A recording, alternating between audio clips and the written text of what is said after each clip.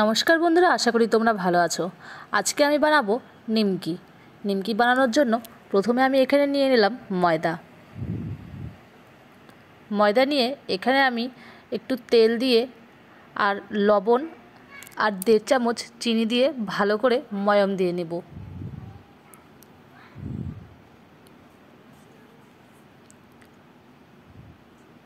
ভালো করে ময়াম দিতে হবে। আমি এখানে কালো জিরা দিতে ভুলে গিয়েছিলাম, তো কালো জিরা দিয়ে ভালো করে ময়াম দিয়ে ফেলবো।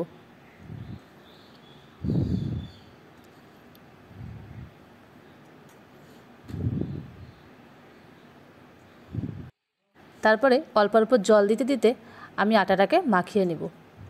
দেখবে আটা মাখাটা যেন শক্ত হয়, একদম নরম না হয়।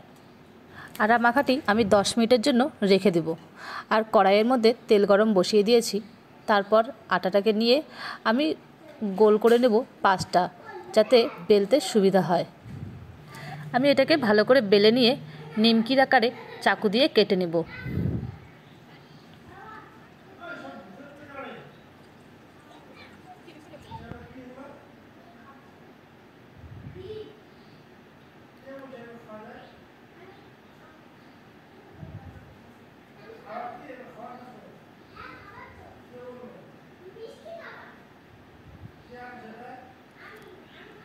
দেখো নিমকির আকার হয়েছে। আর কড়াইয়ের মধ্যে আমি প্রথমে 2-4টা দিয়ে দেখব যে তেলটা গরম হয়েছে কি না। তারপরে আমি সবগুলো দিয়ে ভালো করে ভেজে নেব। আর তোমরা বসে না থেকে তাড়াতাড়ি তোমরাও নিমকিটা ভেজে ফেলো আর আমার চ্যানেলটিকে সাবস্ক্রাইব করে ফেলো।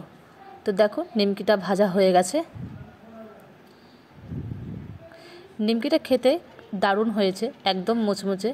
গ্যাসের আঁচটা কম করে ভাজবে, তাহলে খেতে বেশি মুচমুচে হবে।